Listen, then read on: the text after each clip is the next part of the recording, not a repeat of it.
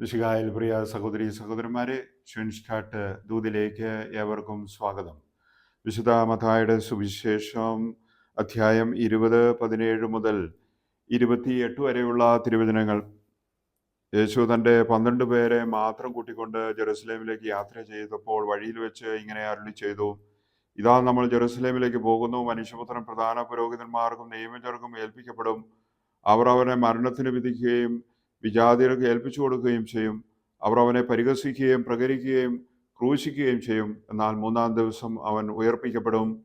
അപ്പോൾ സെബെദീപുത്രന്മാരുടെ മാതാവ് തൻ്റെ പുത്രന്മാരോടുകൂടെ വന്ന് അവൻ്റെ മുമ്പിൽ യാചനാപൂർവ്വം പ്രണമിച്ചു. അവൻ അവളോട് ചോദിച്ചു, നിനക്ക് എന്താണ് വേണ്ടത്? അവൾ പറഞ്ഞു, നിന്റെ രാജ്യത്തിൽ എൻ്റെ 2 പുത്രന്മാരിൽ ഒരുവൻ നിന്റെ വലതുവശത്തും അവൻ ഇടതുവശത്തും ഇരിക്കുന്നതിന് കൽപ്പിക്കണമേ. യേശു ഇങ്ങനെ മറുപടി നൽകി, നിങ്ങൾ ചോദിക്കുന്നത് എന്താണെന്ന് നിങ്ങൾ അറിയുന്നില്ല. ഞാൻ കുടിക്കാൻ പോകുന്ന പാനപാത്രം കുടിക്കാൻ നിങ്ങൾക്ക് കഴിയുമോ? അവർ പറഞ്ഞു, ഞങ്ങൾക്ക് കഴിയും. അവൻ അവരോട് പറഞ്ഞു, എൻ്റെ പാനപാത്രം തീർച്ചയായും നിങ്ങൾ കുടിക്കും. എന്നാൽ എൻ്റെ വലതുവശത്തും ഇടതുവശത്തും ഇരിക്കാനുള്ള വരം നിങ്ങൾക്ക് നൽകേണ്ടത് ഞാനല്ല, അതെൻ്റെ പിതാവ് ആർക്കു വേണ്ടി സജ്ജമാക്കിയിരിക്കുന്നു അവർക്കുള്ളതാണ്. ഇത് കേട്ടപ്പോൾ ബാക്കി 10 പേരും ആ 2 സഹോദരന്മാരോട് അമർഷം തോന്നി. എന്നാൽ യേശു അവരെ അടുത്ത് വിളിച്ച് ഇപ്രകാരം പറഞ്ഞു: വിജാതിയുടെ ഭരണകർത്താക്കൾ അവരുടെ മേൽ യജമാനത്വം പുലർത്തുമെന്നും അവരുടെ പ്രമാണികൾ അവരുടെ മേൽ അധികാരം പ്രയോഗിക്കുമെന്നും നിങ്ങൾക്കറിയാമല്ലോ. എന്നാൽ നിങ്ങളുടെ ഇടയിൽ അങ്ങനെ ആകരുത്. നിങ്ങളിൽ വലിയവനാകാൻ ആഗ്രഹിക്കുന്നവൻ നിങ്ങളുടെ ശുശ്രൂഷകനും നിങ്ങളിൽ ഒന്നാമനാകാൻ ആഗ്രഹിക്കുന്നത് നിങ്ങളുടെ ദാസനുമായിരിക്കണം. ശുശ്രൂഷിക്കപ്പെടാനല്ല, ശുശ്രൂഷിക്കാനും അനേകരുടെ മോചനദ്രവ്യമായി സ്വജീവൻ കൊടുക്കാനും മനുഷ്യപുത്രൻ വന്നിരിക്കുന്നത് പോലെ തന്നെ. നമ്മുടെ കർത്താവായ മിശിഹായിക്ക് സ്തുതി. ഈശോ ഇന്ന് നമ്മോട് പറയുന്നത് ആദ്യ ഭാഗത്ത് തൻ്റെ പീഡാനുഭവത്തെക്കുറിച്ചും തൻ്റെ ഉയർപ്പിനെക്കുറിച്ചും ശിഷ്യന്മാർക്ക് പറഞ്ഞു കൊടുക്കുന്ന ഭാഗമാണ്. അവരെ മാത്രം വിളിച്ച് അവരോട് തൻ്റെ ഉത്ഥാനത്തെക്കുറിച്ചും പീഡാനുഭവത്തെക്കുറിച്ചും ഈശോ പറയുകയാണ്.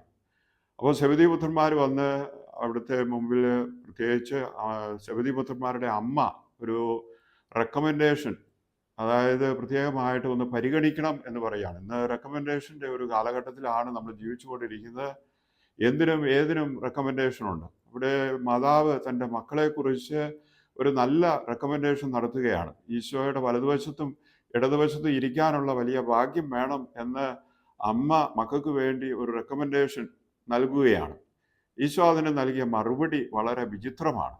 ഈശോ പറഞ്ഞു, ഞാൻ കുടിക്കുന്ന പാനപാത്രം അവർക്ക് കുടിക്കാൻ പറ്റുമോ എന്ന് സ്ത്രീയെ നിനക്കറിയാമോ? അപ്പോൾ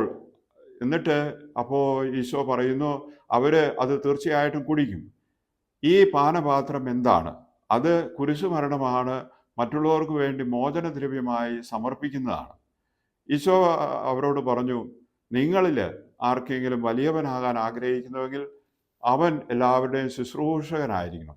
അപ്പോൾ ശുശ്രൂഷയുടെ പാനപാത്രം, മറ്റുള്ളവർക്ക് വേണ്ടി തന്നെ ത്യജിച്ച് മോചനദ്രവ്യമായി നൽകുന്ന പാനപാത്രം കുടിക്കാനായിട്ട് സാധിക്കുമെങ്കിൽ അവനാണ് വലതുവശവും ഇടതുവശവും. നമുക്ക് ഇന്നേ ദിവസം ശുശ്രൂഷയുടെ പാതയിലേക്ക് നമുക്ക് നീങ്ങാം. പ്രായോഗികമായിട്ട് ഇന്നേ ദിവസം ആർക്കെങ്കിലും ഒരു നന്മ ചെയ്യാൻ നമുക്ക് തീരുമാനമെടുക്കാം. അങ്ങനെ ദൈവരാജ്യത്തിൽ ഈശോയ്ക്ക് ഏറ്റവും ഇഷ്ടപ്പെട്ട അവിടുത്തെ വലതുവശത്തും ഇടതുവശത്തും ഇരിക്കുന്ന ഏറ്റവും പ്രിയപ്പെട്ടവരായി മാറാൻ നമുക്ക് പ്രതിജ്ഞയെടുക്കാം. പ്രസാദപരനാഥ നമ്മെ അനുഗ്രഹിക്കട്ടെ. ഈശോ നമ്മെ സഹായിക്കട്ടെ.